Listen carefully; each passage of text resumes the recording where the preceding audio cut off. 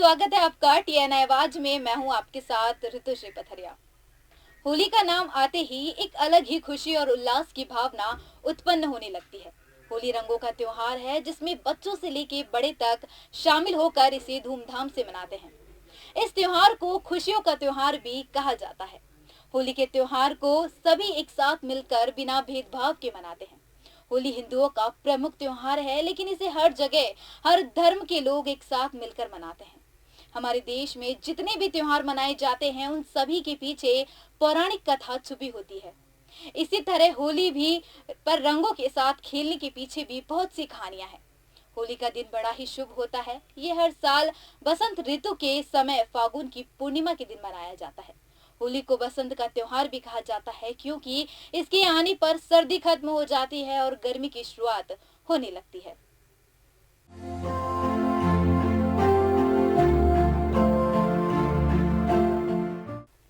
होली के त्योहार से अनेक पौराणिक कहानियां जुड़ी है, जिसमें सबसे प्रचलित कहानी है प्रहलाद और उनकी भक्ति की।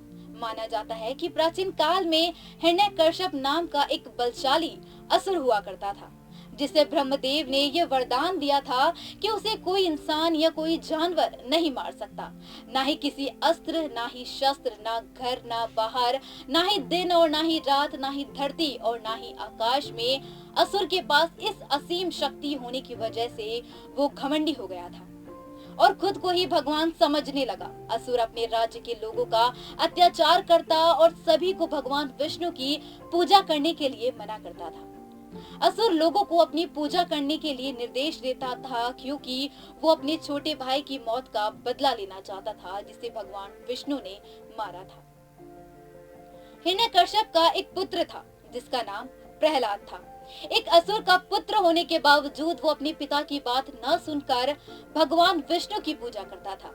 हिरण्यकश्यप के खौफ से भरी लोग उसे भगवान मानने के लिए मजबूर हो गए थे, सिवाय उसके अपने पुत्र प्रहलाद के। हिरण्यकश्यप को ये बात मंजूर नहीं थी। उसने काफी प्रयास किया कि उसका पुत्र भगवान विष्णु की भक्ति छोड़ दे, मगर वो हर बार अपने प्रयास में असफल होता रहा। इसी क्रोध में उसने अपने ही पुत्र का वध करने का फैसला लिया।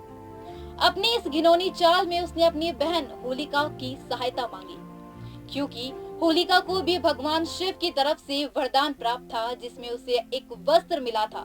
जब तक होलिका के तन पर वो वस्त्र रहेगा तब तक होलिका को कोई भी जला नहीं सकता। हिरण्यकश्यप ने एक षड्यंत्र रचा और होलिका को यह आदेश दिया कि वो प्रहलाद को अपनी गोद में लेकर आग में बैठ जाए। आग में होलिका जल नहीं सकती क्योंकि उसे वरदान मिला है, लेकिन उसका पुत्र उस आग में जलकर भस्म हो जाएगा, जिससे सबको ये सबक मिलेगा कि अगर उसके बाद किसी ने मानने से इनकार किया तो उसका भी अंजाम उसके पुत्र जैसा होगा। जब होलिका प्रहलाद को लेकर आग में बैठी तब वो भगवान विष्णु का जाप कर रहे थे। अपने भक्तों की रक्षा करना भगवान का सबसे बड़ा कर्तव्य होता है, इसलिए उन्होंने भी एक षड्यंत्र रचा और ऐसा तूफान आया जिससे होलिका के शरीर से लिपटा वस्त्र उड़ गया और आग से न जलने का वरदान पाने वाली होलिका भस्म हो गई। वहीं दूसरी ओर भक्त प्रहलाद को अग्नि देव ने छुआ तक नहीं।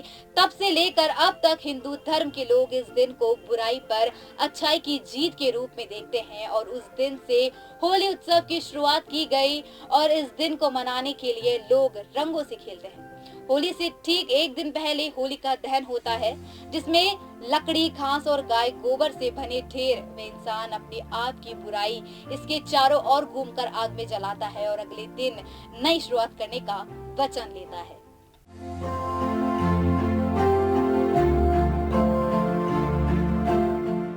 मान्यता है कि इस दिन व्रत रखने से सभी प्रकार के दुखों का अंत होता है और भगवान विष्णु की कृपा प्राप्त होती है।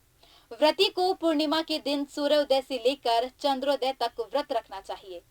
फाल्गुनी पूर्णिमा पर काम वासना का दाह किया जाता है ताकि निष्काम प्रेम के भाव से प्रेम का रंगीला पर्व होली मनाया जा सके।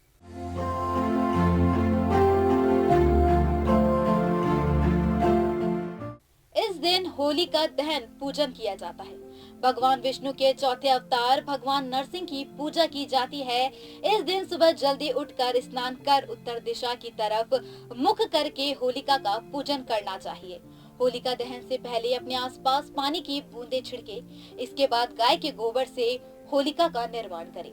पूजा में माला, होली, गंध, पुष्प, कच्चा सूत, गुड़, साबुत हल्दी, मूंग, बताशे, गुलाल, नारियल, 5 प्रकार के अनाज में गेहूं, बालियां और साथ में एक छोटा लोटा अवश्य रखें। इसके बाद भगवान नरसिंह की प्रार्थना करें और होलिका पर रोली, अक्षत फूल, बताशे अर्पित करें और मूली को होलिका के चारों ओर लपेटें। इसके उपरांत होलिका पर प्रहलाद का नाम लेते हुए पुष्प अर्पित करें। भगवान नरसिंह का नाम लेते हुए 5 अनाज चढ़ाए। इस विधि से पूजा संपन्न करने के बाद होलिका दहन करें और उसकी परिक्रमा करना ना भूलें। फिर होलिका की अगीन में गुलाल डालें और घर के बुजुर्गों के पैरों पर गुलाल लगाकर उनका आशीर्वाद प्राप्त करें।